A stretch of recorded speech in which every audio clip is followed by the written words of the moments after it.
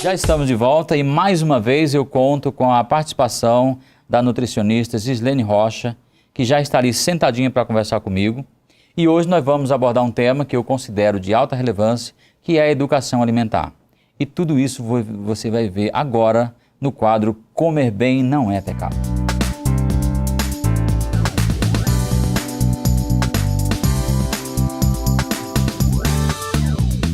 Gislene, boa noite. É um prazer poder contar mais uma vez com a sua participação em nosso programa. E eu vou começar perguntando para você o que é especificamente a educação alimentar. Boa noite, João. Boa noite a todos. A educação alimentar é uma filosofia de vida, é um estilo consciente de se alimentar. Eu costumo dizer que a educação alimentar se baseia em 3 pilares: a quantidade, a qualidade e a frequência dos alimentos que você consome. Então, se a gente tiver um equilíbrio entre esses 3 pilares, a gente pode dizer que estamos praticando de forma consciente um processo de educação alimentar.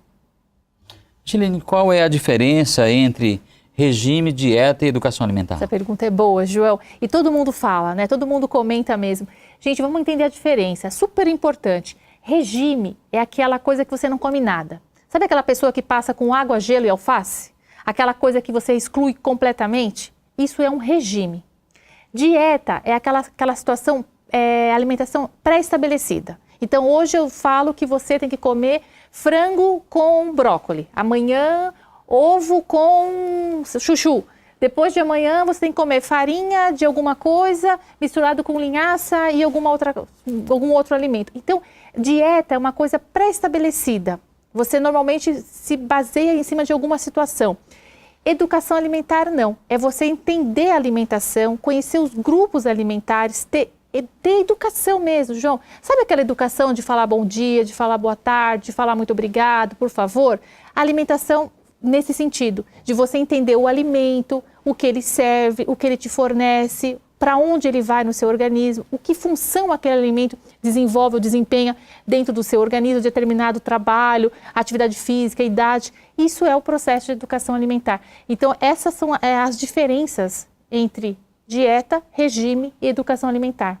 Por isso que eu falo, quando você inicia uma educação alimentar, é algo mais duradouro. Porque o regime, você não consegue, como se te diz, regime, ficar muito tempo.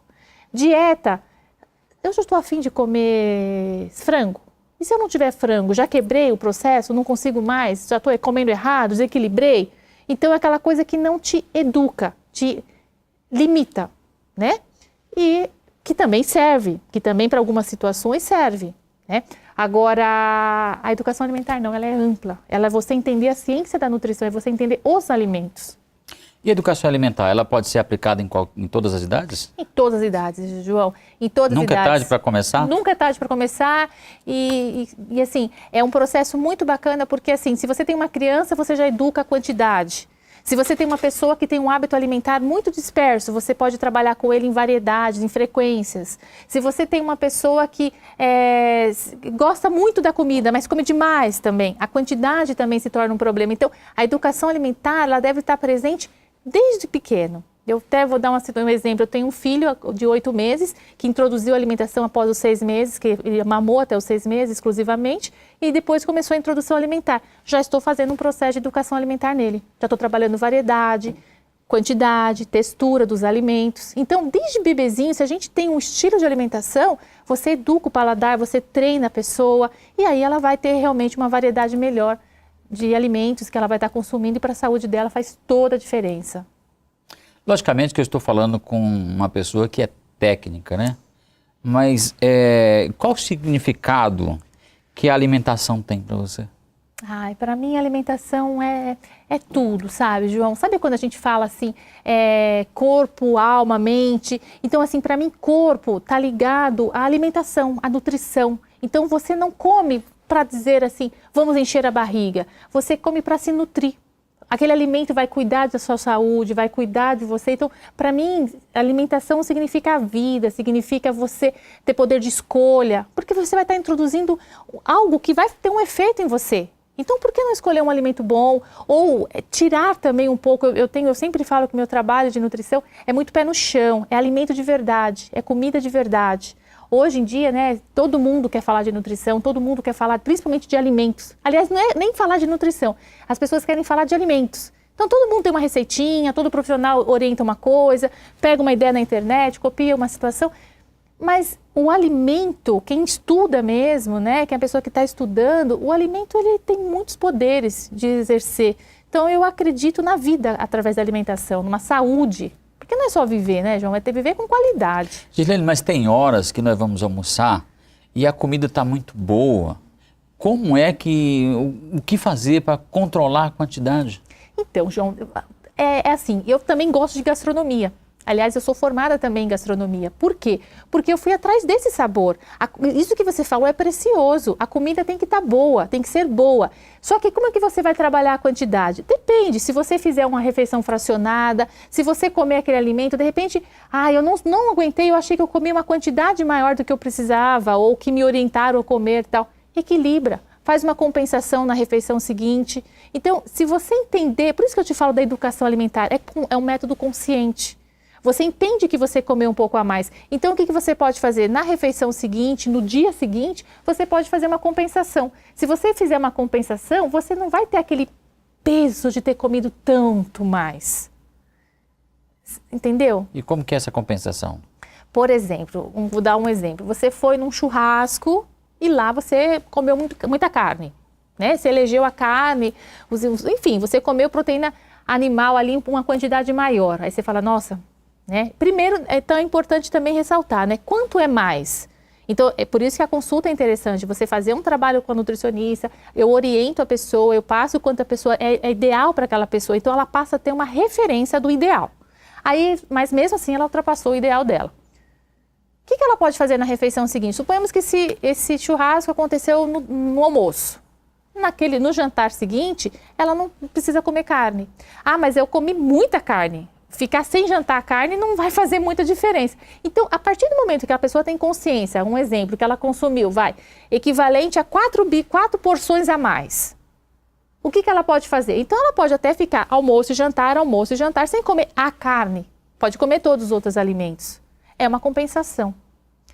Eu comi mais carboidrato, eu comi muito pão, comi muita massa, comi muito isso. Então, o que eu posso fazer? Eu posso diminuir o arroz, eu posso diminuir o pão, eu posso compensar isso nas refeições seguintes.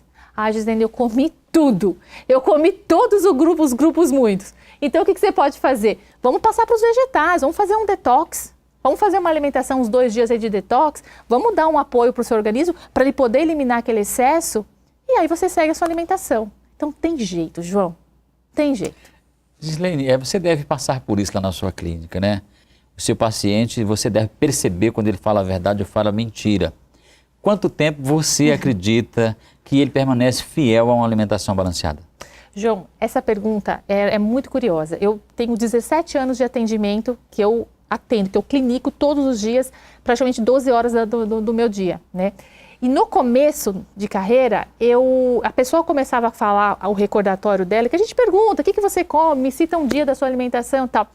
E a pessoa comentava alguma coisa e eu, na minha experiência, falava assim, gente, mas eu como mais que ele, eu como mais que essa pessoa e eu não estou pesando 120 quilos, 80, eu não estou acima do peso desse jeito, mas eu como mais. Aí eu achava, João, que a pessoa mentia.